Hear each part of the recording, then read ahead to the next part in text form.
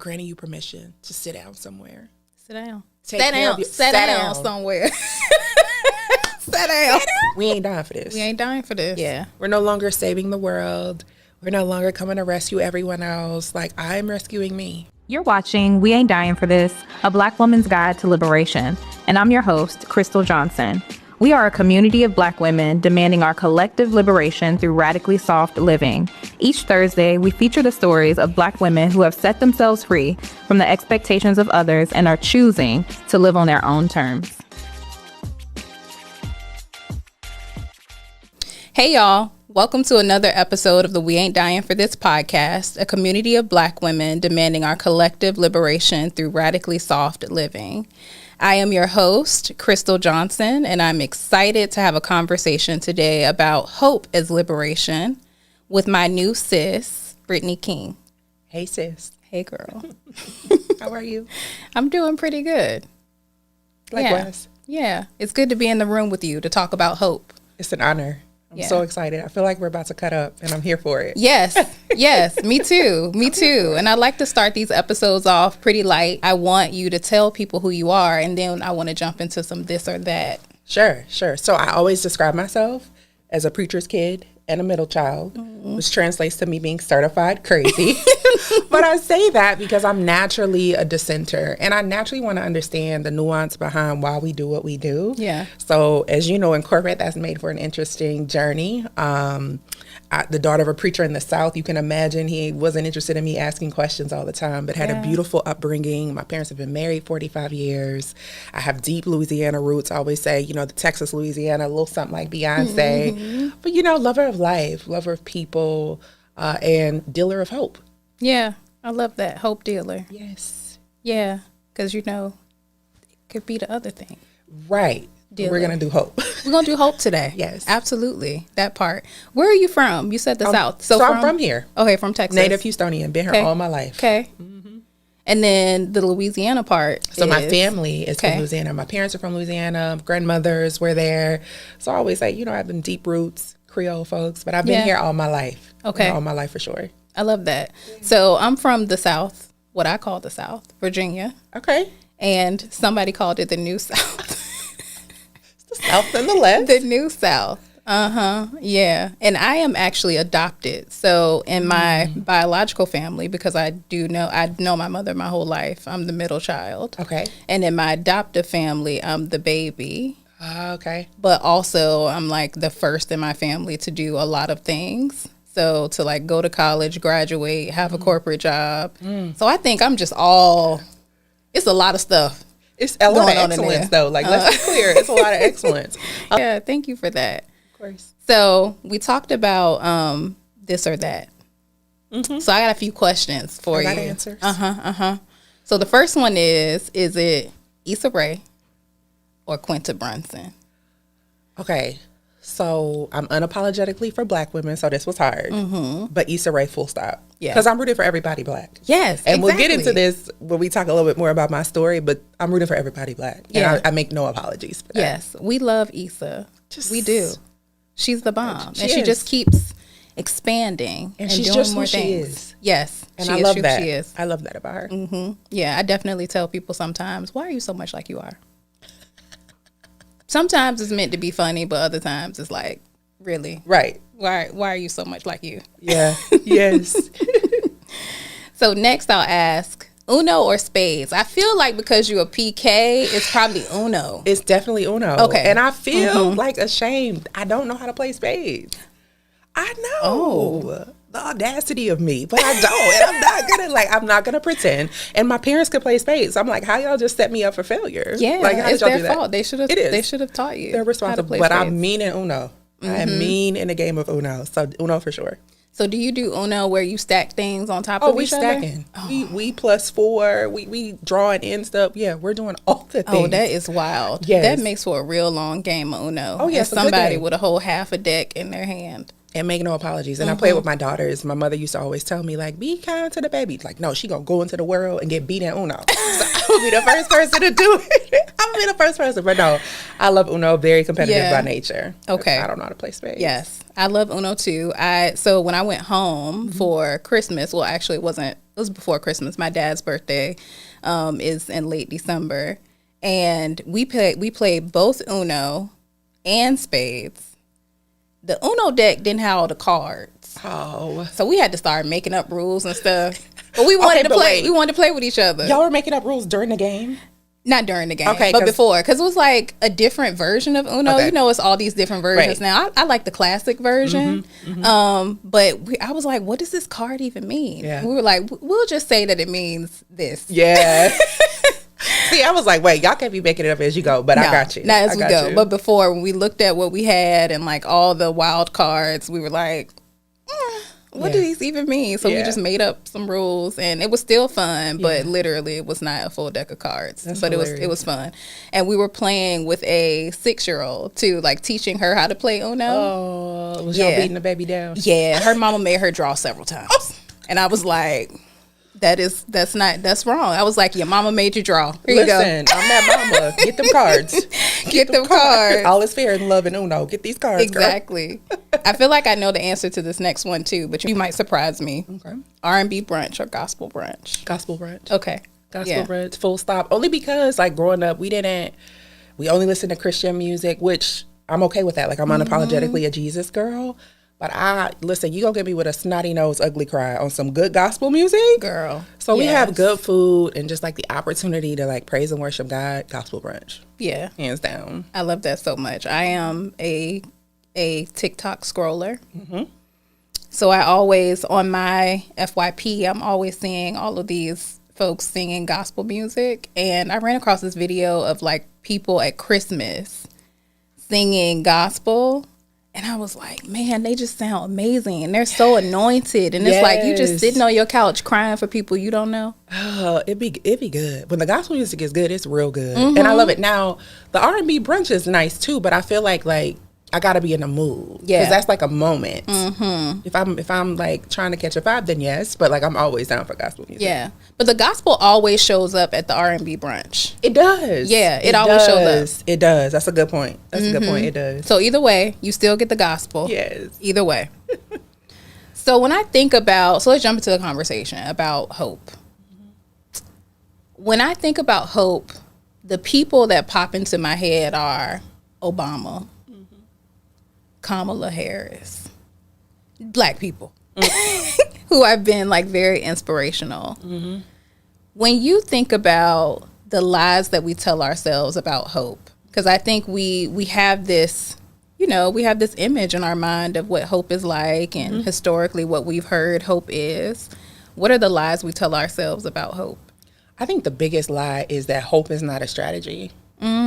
In my opinion, hope is the strategy, because if you look at any changes made over history, any people who left a big impact on this world, they first had the audacity to believe and had hope that they could. Yeah. And so I think often we're told like it's not a concrete plan, and I'm like, no, it is the strategy, because it gives you clarity of thought to understand where do I want to go, to be able to really architect how you get there. So I think that's one of the biggest lies. Like I'm a PK, so Proverbs, it talks about hope deferred makes the heart sick. So like who's out here living with a sick heart? Like we need hope. Sis, say that. Come on now. We need it. We need it. Ooh.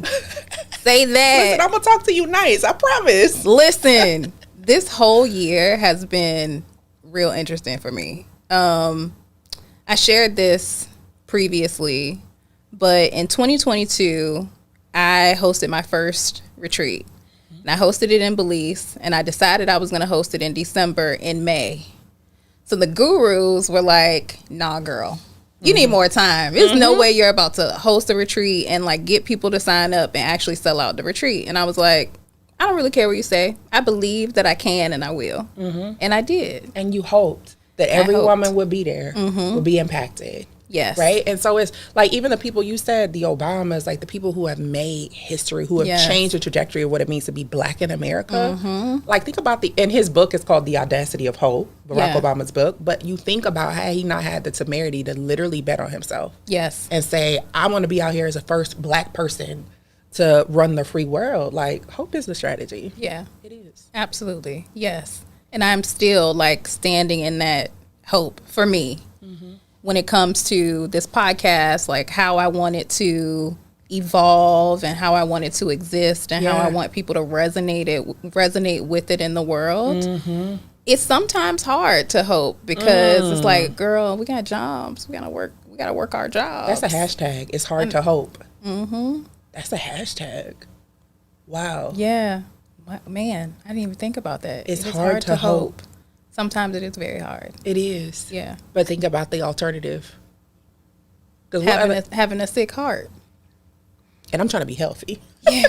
Like, we need to be at the R&B brunch, the gospel brunch, like, you know. So I think that it's really key to all of life's success. I really believe that. And I don't think that as Black women, we give ourselves the grace and the space to have hope. Yeah. We're like, oh, we got to do this thing. Oh, I got to, go on this career ladder. Oh, I got to be this to this person. And it's like, sis, settle. Yeah. And what are your hopes? Bump the hopes for the company and everyone else coming around you. But like, what are your hopes? What are the things that bring your soul alive? Yeah. So. That was also a hashtag, sis settle. Ooh. That's good. That was good. That's good. That was real good. That was good. I love this. I love settle. This. Yeah, because it's basically like chill. Yeah. Like just take a step back, breathe. Yeah. And hope, like the other thing too, I think that the perception is that hope is not action, but it is. Yes. And you know this from the corporate space. You have to marry tactical things with strategy. Yes. So hope is the strategy part so that you could tactically do and be what you need to do and be. I always say, like, I'm at the point in my life where I'm trading my to-do list for a to-be list. Who do I want to be in this world? And that's someone who distills hope, who has the power, or not the power, but the audacity to say, like, Crystle, I see you. You're excellent. How can I support you? But also, like, say that to myself. Yes. So I think it's key. Absolutely. And that also brings up something else that I said recently. It actually came from Brittany Noel. Okay. She does Heart Talks. Okay. Do you know who that is? Okay, so she's like a therapist, and she goes around and she does these pop-up events called Heart Talks. And people will like come up to the front and she gives them therapy like right there on the spot. My God. She was talking to someone and she said something like, I created a life that I don't love. And now I want to create something else. And that has like stuck with me over the last few months. It's just been sticking with me because I'm like, you know what? I came into the world like after high school and I was like, okay, I have to go achieve all of these things. I have to go to college. I got to graduate and get good grades. I need to get a job. I need to make money. I need to make more money and more money and more money. I have to buy the home. I have to get married. I have to do all these different things. And it's like you keep your head down and you do those things. And I built my life around safety and security. And now I'm like, I don't like this. I don't like this. I don't want to do this anymore. Because that's what everyone tells you you're supposed to do. And they tell you you're supposed to be happy about it. And maybe you are happy for a little while. But I think that at some point, you're like, wait, there has to be more to life than this. Yes. And you saying, like, when you don't hope, your heart is sick. And I felt that so much because literally when I was just doing all the things that I think I'm supposed to do, I felt depressed. I felt anxiety. I just felt like, what am I doing? Like I felt like I was walking around aimlessly and did not understand, what am I supposed to do? Who am I supposed to be? I don't know. Like I don't have any idea. But when I was able to settle and be still, then I was able to get really clear about, okay, these are the things that I want to focus on. And when it comes to this job, I have clarity about what am I using it for? Like, what is it that I need to get out of it? Right. And then where is it taking me? Yeah. And you have to be able to settle in order to get to that point. Absolutely. Because hopelessness has a high price tag. You put your head down and your hope went down too. Yeah. And so I think that just the realization that, like, this isn't what I thought life was going to be when I checked all these boxes, man, it's freedom in that. Yeah. It's freedom so much freedom. Yes. And that is why we focus so much on freedom and liberation on this show. I love it. We need it. Yes. We need to be granted permission as Black women, you know? Yeah. I don't want to save the world. I have 2 daughters. I'm like, I'm not, and I was a teen mom, so middle child crazy. But, like, I'm no longer trying to raise strong Black women. Yeah. I'm raising intentional ones. I'm raising hopeful ones. I'm raising ones who are thoughtful about the choices they make in the world, but strong. Yeah. We're no longer saving the world. We're no longer coming to rescue everyone else. Like, I'm rescuing me. Yes. You know, and so I think it's just generationally, when you think about the fabric of America, how the Black woman has always saved everyone, like, Yeah. And collectively, we have been like, you can keep it. I'm good on that. You can keep it. I'm good on that. You can keep it, because I'm thinking about myself right now. And I know that at this point, my work is helping Black women who are saving the world to save themselves first. So important. So, because when I saw that, it hit me, because I was like, where were you? Like, I needed you. I needed someone to say, BK, you don't have to save the world. Yeah. And how are you saving yourself? Like, come on, sis, it serves none of us if you do all of these things excellently and you're not okay. Yeah. And so I want to tell you the genesis of me dubbing myself the neighborhood hope dealer. Okay. So on a Monday night, in August of 2018, I got a call from my OBGYN. And he said, Brittany, where are you? And I was like, oh, I'm leaving my sister's house, you know. And he's like, I need you to come into the office tomorrow. And it's like 7 o'clock, Crystle. I'm like, this brother don't call me during work hours. So I know he's going to tell me something. And he said, I was like, just tell me. He goes, Brittany, I'm sorry to tell you, but you have cancer in your breast, and it's also in your lymph nodes. And I remember driving to my parents' house, not with this feeling of like feeling sorry for myself, but just like numb. Yeah. Because the cumulative journey that I had been on in life just seemed like a lot, right?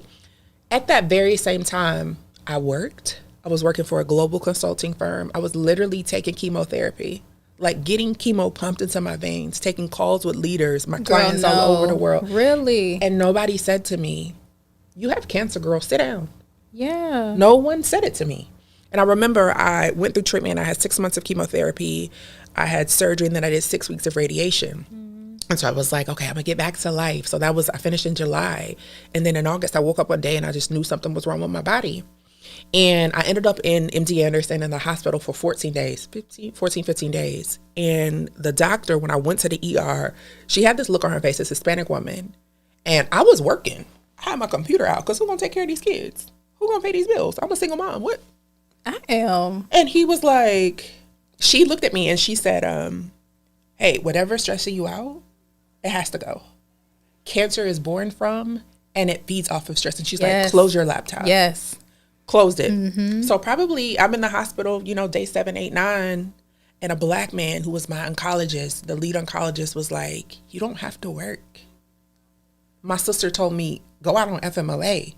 Yes. And I was like I'm getting emotional, but I'm like, I can't. She's like, girl, you have cancer. Go out on. You are in the hospital. You're in the hospital. You kick cancer's butt, but like you're still. Yeah. And so it was, and so like, thank you, sissy. I love you, sissy.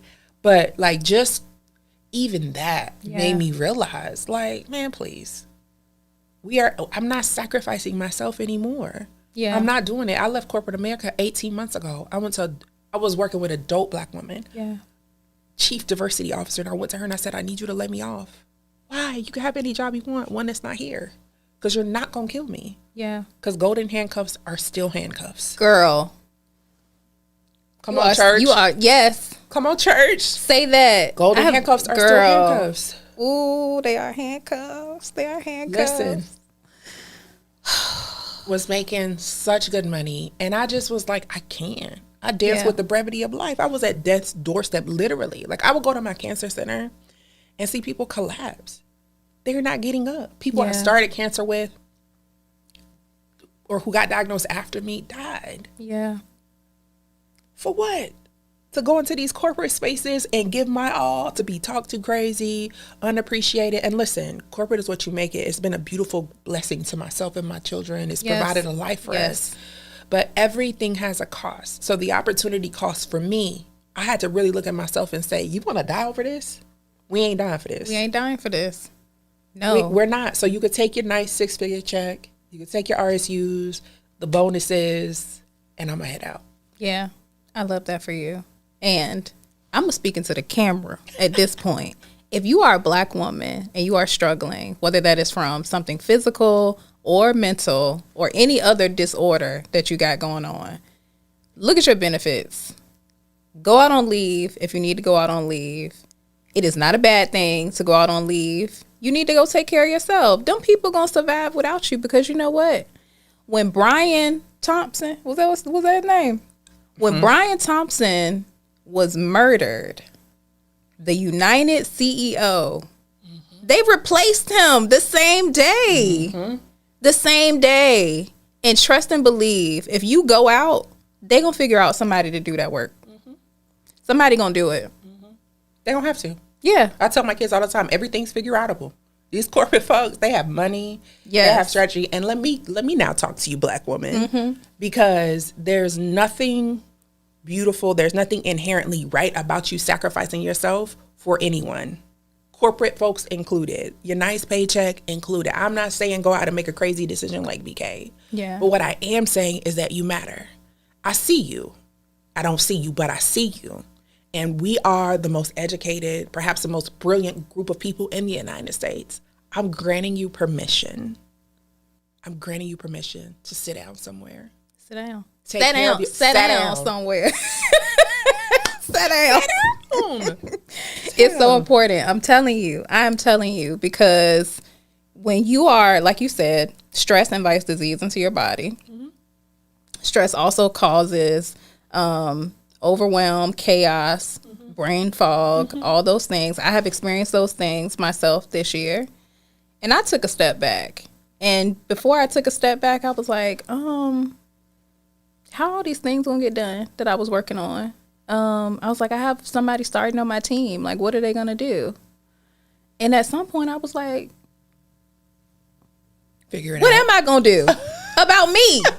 Because I'm suffering. Yes. I am suffering. Like, absolutely and suffering. Still thinking about other people. Exactly. And I just don't want to bear that cross no more, Crystle. Girl, I couldn't put sentences together. I was struggling. And then I've worked from home for 4 years on top of that, and not really had like a lot of connection with people. Yep. So I'm like, I can't. And there are some other episodes that will come up in the season where I'll talk about like some of the things that I've done over the last few weeks when I've been on FMLA, because I'm like, girl, you need to get back to you, and you need to figure out like, what is it that you want to do? Who do you want to be? Yes. How do you want to show up in the world? Yes. And I needed to give myself the space to be able to do that and to like get to a healthy place. Because if you're not okay, none of this matters. No. Like the sexy corporate pedigree, the nice jobs, the child, none of it matter. Yeah. At all. Exactly. That part. So you talked about how hope transformed you. And thank you for being vulnerable and sharing that story. And I think it's so important, because there's so many of us who need to go out, need to take time for ourselves, and we just not doing it. Not doing it. Don't even think about it as an option, because your ass was in. Oh, I'm sorry. I don't know if I can cuss. I can cuss. It's your podcast. It's your podcast. You was in the hospital bed on your laptop taking calls, Getting chemo, sick as a dog. Oh my God. Yeah. So if nothing else that anybody gets from this episode is use your benefits, explore what they are, use them, you earned them. You earn them. Yeah, and take leave every year if you need to. Like I've become this unofficial advisor to Black women who need to go on leave. Yeah. And I'm like, let me write your letter. We need to get the legal team together. I got you, because you have options. You do. You have options, and go take time off, get paid for it. Yes. And do it again next year, because who gonna check you? Exactly. Who That gonna part. check you? Exactly. You know? Exactly. So when you think about, like, let's say, for instance, there is a woman who is listening, a Black woman, because this podcast is for Black women. And to your point, sometimes we don't feel like we have options. We feel like the only thing that is available to us is to just keep going and stay the course that we've already been on. So what would you tell a Black woman who needs to lean into hope? Man, I wish that I could look at every Black woman watching this, and I'm going to talk to you straight, and I wish that I could hold your hands and say, sis, I got you, but I need you to have you. Yes. So there are two things that I would say. Number one, if you're at the end of your rope, hope is on the other side. And so I would say just reach out go to someone, DM me, right? If you're struggling. The other thing is an acronym that I have for hope, and that is hold on, purpose endures. So when it looks like everything is falling down around you, be steadfast in your commitment to yourself, because you matter. This world needs you, but we need you well. We need you healthy. We need you okay. So I would say to you, hold on, purpose endures. And if stuff falls down, as long as it ain't you falling down, I'm okay with that. Yes. So that's what I would say. Yeah, for sure. Because we're always thinking about everybody else instead of ourselves. Yeah. Yes. We're not doing that. Like, we're not doing that anymore. 2025 and beyond, we're not doing that because it doesn't serve anyone at all. Like, I talk about, so the company that I have now is about allyship. And I talk about, we got to first be allies to ourselves. Yes. Right? And if all of us get better, the cumulative effect is that the world is better. White men get better, Black women get better, Latino folks, we're all better. But that starts with us. Yeah, starts definitely. with each of us. I was just talking to someone the other day about the fact that we need to love ourselves more. Yes. Because the world is the way that it is because we don't love ourselves. We are miserable. Not we, because I'm not miserable. Come on now. I feel good. Clarify. I feel great. But people are miserable, and they want other people to also be miserable. Yes. And the example that I would use, and this is probably like something that other people experience. So I shared in the beginning that I'm adopted, but I've known my mother my whole life. And she is obsessed with weight. Absolutely obsessed. And as we talked about, like, I'm the first in my family to do a lot of different things. So there's not a lot that she can say to me about anything else. But weight is always the thing. So she will see me after not seeing me for years because she's my biological mom. So I don't have like a huge relationship with her, but we text each other. I see her from time to time. And she makes it her point to chop me down, like, whenever she sees me. And I have lost 50 pounds over the last year and a half. Come on, sis. So when she saw me before Christmas, she was like, how much you weigh now? That was the second thing she said to me. Like, hey, how are you doing? And also, how much do you weigh now? And okay, but pause, because we're not going to slide by the fact that you done lost 50 pounds. Because you did that. Mm-hmm. And I hope you are proud of you. Oh, I feel so good. I feel good in my body, girl. Good. Yes, absolutely. Good. But yeah, that hurt. Like, it hurt that she still was so obsessed. Mm-hmm. And I told her how much I weighed. And I was like, why are you so obsessed with weight? And she was like, I was just asking. And it was like, I'm just asking as in, I felt two ways. It was kind of like, I'm just asking, like, I'm your mama and you need to answer. Yeah. But also second, like, why you mad at me for asking? Yeah. You know, like, it just felt really icky and weird. Mm-hmm. And then, girl, then she says, because last time I saw you, you was, Crystle. And I was just like, sometimes people just, like, that is what they have to have for themselves. They have to be able to make you feel bad about something, to chop you down, so then they feel better about themselves. Yeah.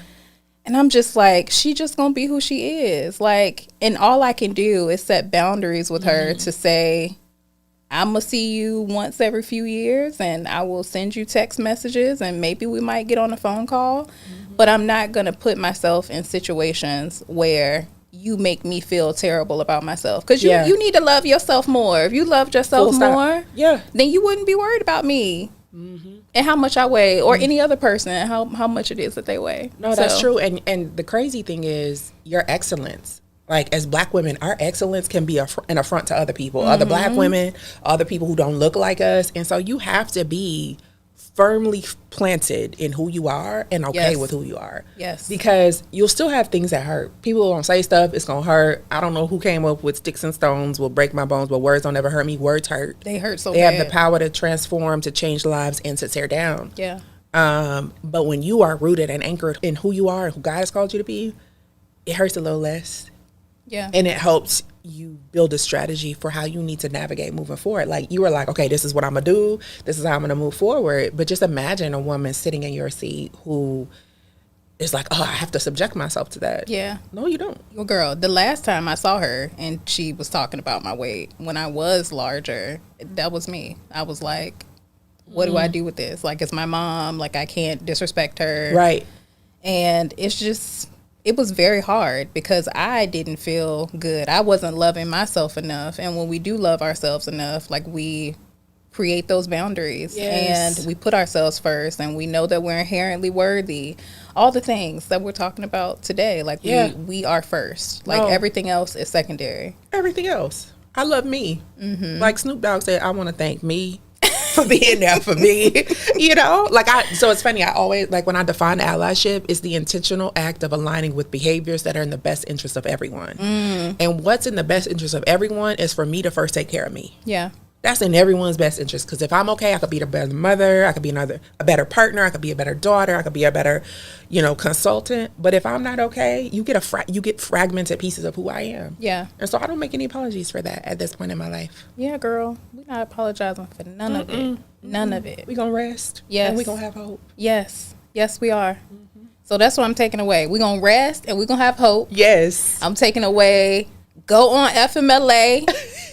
If you need to go on FMLA, get those doctor's notes, get that signature, and use your benefits. And then what is the last one? Hope. What is the acronym for hope? Hold on. Purpose endures. Hold on. Purpose endures. Purpose endures. Yes. I love it. This is such a good one. I love it so much.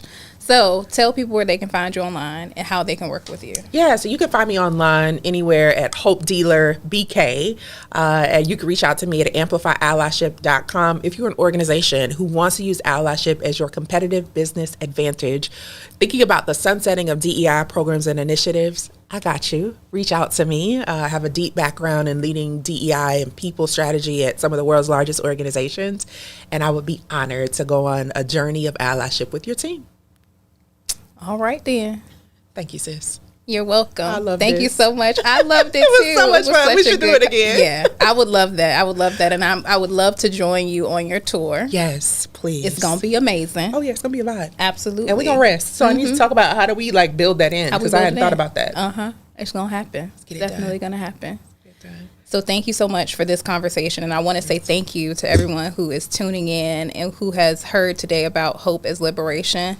Make sure that you take those tips and implement them, because we need to be well. We have to be well. Yeah.